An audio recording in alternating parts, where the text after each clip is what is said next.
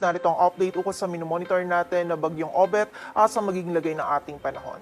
Yung bagyo na minomonitor natin sa labas ng ating area of responsibility na may international name na Saudel ay pumasok na po sa loob ng PAR. Ito ay binigyan natin ng local name na Obet. Huling namataan yung sentro nito sa layong 1,350 kilometers east-northeast ng extreme northern Luzon. Taglay nito yung lakas ng hangin na 165 kilometers per hour malapit sa sentro at pagbugso na umaabot sa 205 kilometers per hour. West-northwestward po yung pagkilos nito sa bilis na 30 kilometers per hour and sa ngayon po ay wala itong direct effect sa anumang bahagi ng ating bansa. Ngunit sa mga susunod na araw habang kumikilos po ito generally pa northwestward is ma-enhance po nito yung habagat. So yung habagat po yung ina-expect natin na magdudulot ng mga pag-ulan sa malaking bahagi po muli ng Luzon sa mga susunod na araw.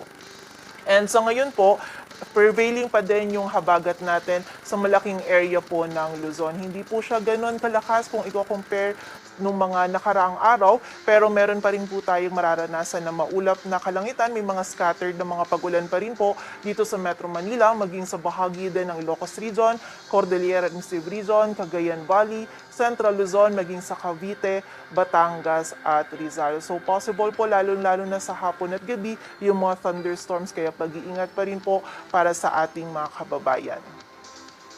And bukod po dito sa dalawang weather system na ito, meron din tayong minomonitor pa na dalawa pang bagyo sa labas po ng ating area of responsibility. Una po si Tropical Depression Gaynari. Ito po yung si dating bagyong Neneng. Huling namataan yung sentro nito sa layong 595 kilometers north-northwest ng Itbayat, Batanes. Taglay po nito yung lakas ng hangin na 45 kilometers per hour malapit sa sentro at pagbugso na umaabot sa 55 kilometers per hour. So northwestward po yung pagkilos nito sa bilis na 10 kilometers per hour and wala po itong epekto or direct effect sa anumang bahagi ng ating bansa. Hindi rin po natin nakikita na papasok po ito muli sa loob ng ating area of responsibility. Ngunit ito po ay isa pa din sa nag-i-influence sa habagat natin. So bahagya pa rin po niyang na-steer yung habagat natin and likely meron pa rin po tayong mga pag-ulan na mararanasan lalo na dito sa may northern and western sections ng northern and central Luzon. Again, dala po ito ng habagat. Also, meron din tayong minomonitor pa na tropical storm.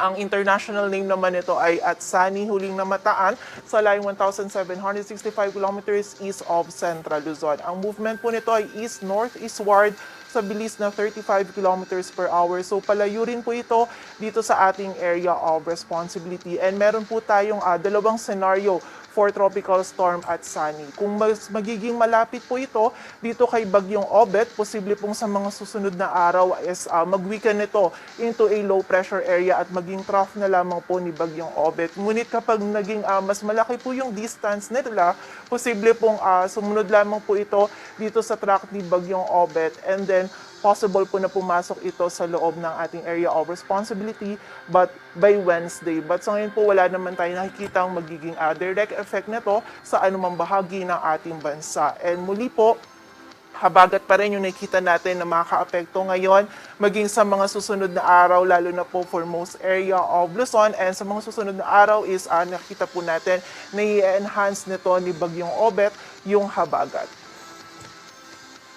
So ito po yung ating latest forecast track analysis ni Bagyong Obet. Generally, west-northwestward po yung magiging pagkilos nito in the next 24 hours and then mas magiging pakaluran po yung or westward yung pagkilos niya. So nakikita po natin dito magiging mabilis lamang po yung paglagi niya dito sa loob ng ating area of responsibility. Within the next 12 hours, possible po ay lumabas na din po ito ng PAR and then continue niyang babaybayin itong karagatan sa may south ng Japan. So nakikita po natin likely habang binabaybay niya po itong north ng northern boundary ng PAR natin ay i-enhance niya po yung habagat. So wala po siyang magiging direct effect sa anumang bahagi ng ating bansa pero ito pong si Bagyong Obet yung nakikita natin na mag-e-enhance ng habagat. So likely po na makakaranas tayo ng hanggang sa mga malalakas po ng mga pag-ulan sa mga susunod na araw for most areas of Luzon. In terms of intensity naman, nakikita natin na within typhoon category pa rin po siya hanggang Thursday. Though weakening yung trend niya, within typhoon category pa rin po yung nakikita natin na intensity niya.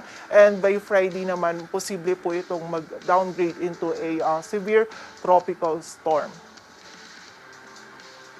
So dahil nga po meron tayong mga nakikitang mga hanggang sa malalakas po ng mga pag-ulan, dala po ng enhanced habagat sa mga susunod na araw, the afternoon, as possible po yung 50 to 100 millimeters of rainfall for the area of Zambales. While for Wednesday afternoon naman to Thursday afternoon, possible po yung 50 to 100 millimeters of rainfall for Zambales, Bataan at Occidental Mindoro. So sa mga susunod po na araw, posible pong madagdagan pa yung areas natin na makakaranas ng hanggang sa malalakas po ng pag-ulan, dala ng enhanced habagat. Sa ngayon, nakikita po natin, possible po simula po ng wards, mararamdaman natin yung mga malalakas po na pag-ulan nito magsisimula sa western section ng Central Luzon, and then onwards po is mas lalaki pa yung areas na meron tayong mga pag-ulan. So likely po by Thursday and Friday, nandun po yung peak ng mga malalakas po na pag-ulan natin, dala ng enhanced habagat for most areas of Luzon. Kasama na po dyan dito sa Metro Manila, sa malaking bahagi po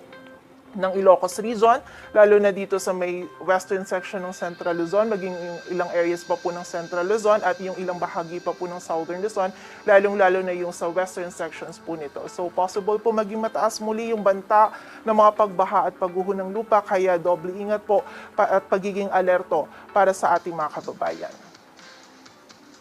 At possible din po na today hanggang Wednesday, makaranas din tayo ng bugso po ng mga malalakas na hangin. Dala naman ito ng habagat pa din for most areas of Luzon and Visayas, maging sa ilang bahagi din po ng Mindanao. Para naman sa lagay ng dagat baybayin ng ating bansa, wala po tayong nakataas na gale warning, ngunit iba yung pag-iingat pa rin para sa mga kababayan natin na maglalayag dito sa may seaboards ng Luzon, maging sa eastern seaboards din po ng Visayas at Mindanao, sapagkat magiging katamtaman hanggang sa maalon yung ating karagatan.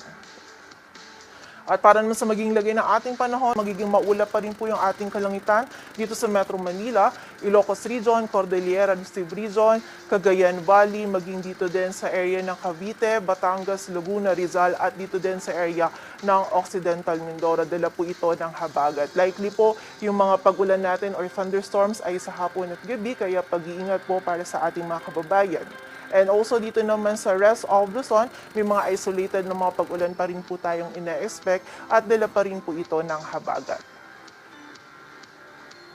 For the area naman ng Palawan, Visayas at Mindanao, bahagyang maulap hanggang sa maulap din po yung ating kalangitan. Possible pa rin yung mga isolated na mga pag-ulan, pagkilad at pagkulog-dulot po ng habagat at ng mga localized thunderstorms. And again, nakita po natin by Wednesday or late Wednesday onwards po mas nandun yung mga malalakas po na mga pag-ulan na ating mararanasan for most areas of Luzon, lalo na po sa western sections nito, maging sa ilang bahagi din po ng western section ng Visayas, dala po ito ng enhanced habagat, kaya muli pag-iingat po para sa ating mga kababayan.